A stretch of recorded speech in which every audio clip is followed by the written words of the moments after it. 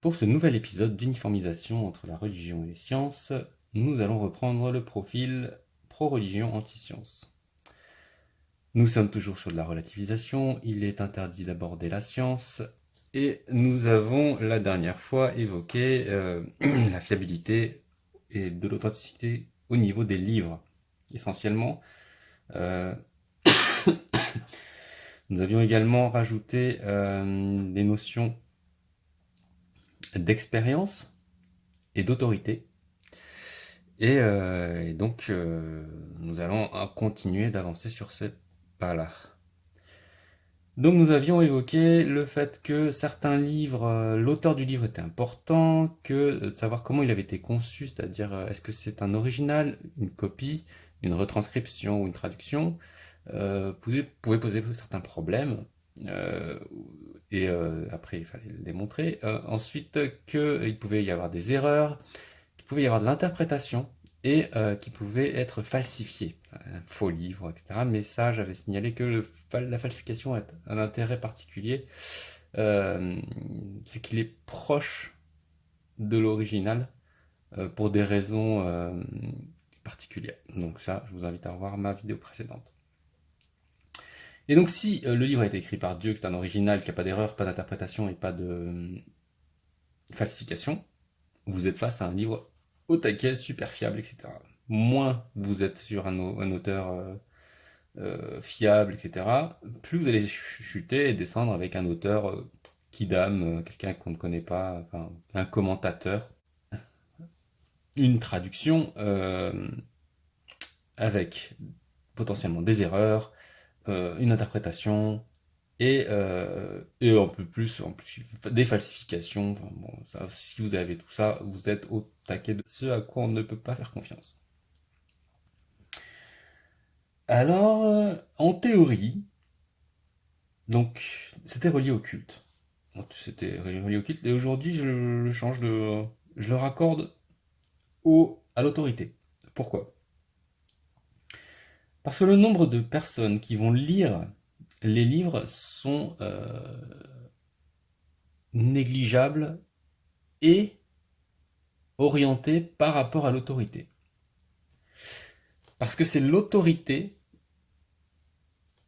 une autorité, peu importe, un imam, un prêtre, l'église catholique, un pasteur, je sais pas quoi d'autre, un maître bouddhiste, peu importe, qui définit quels sont les livres qui sont fiables ou pas fiables. Il est rare que que l'on soit face à quelqu'un qui va vous dire non, non, bah, ce qui compte c'est le livre, ceci, ça, là. Ça existe aussi, c'est des courants de pensée qui existent, notamment chez les chrétiens et chez les musulmans d'ailleurs. Et, euh, et du coup, vous avez cette problématique qui se lève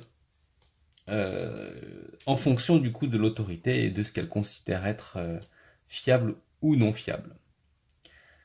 Donc cette autorité, à partir des livres qu'elle définit, qu'elle détermine, va créer des dogmes. Ces dogmes vont permettre de créer des cultes, et ces cultes vont définir des pratiques.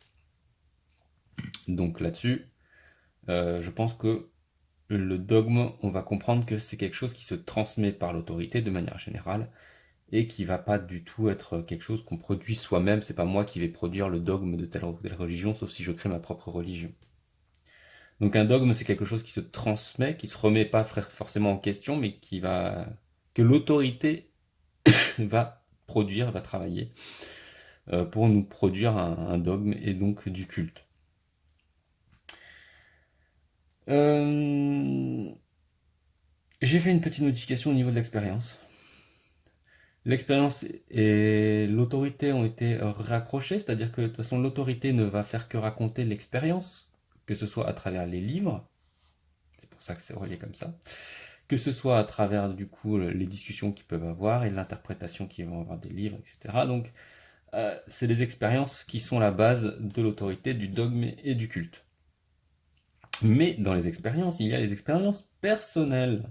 Les gens qui vivent des, des, des expériences euh, qu'ils déterminent ou associent en tout cas à leur religion, à leur croyance, et qui vont fatalement leur apporter une foi euh, qui ne sera pas possible de remettre en question, puisque l'expérience faisant foi, vous n'allez pas pouvoir remettre en question ce que la personne va avoir vécu. Et ça, même si vous êtes une autorité, vous pourrez le brûler sur un bûcher. Mais sinon, la foi ne touche pas forcément au dogme et au culte. Elle peut venir confirmer le dogme et le culte, mais de manière générale, ce sera dissocié. Parce que il y a des choses qui seront, il y a des fois qui vont être séparées du dogme et des cultes, et contradictoires, et qui vont être amenées à des pratiques, c'est-à-dire que la personne qui a fait cette expérience, qui a foi en ce qu'elle a fait et ont bien fondé vis-à-vis de sa religion, va pratiquer, même si c'est pas autorisé. Ou inversement, si c'est autorisé, alors que cette personne va dire non, non, ça peut pas être autorisé, cette chose-là, c'est pas possible. Et donc ce qui amène aux pratiques. Et donc les pratiques, quand elles sont confirmées et quand elles sont infirmées, ça nous ramène à la religion. Et même j'aurais pu mettre, ça revient à une expérience et qui va venir, et même j'ai envie de dire expérience personnelle, qui va alimenter la foi de manière générale. Mais dans cette optique, donc on a vu maintenant que ceci, expérience personnelle, autorité et libre, c'est un triptyque qu'on a du côté de la science. La problématique de fiabilité des livres, c'est un problème qu'on a du côté de la science également. Donc on voit bien que désormais, le débat peut continuer sur la relativisation d'un certain nombre de choses, mais on va pouvoir commencer à comparer ce qui est comparable.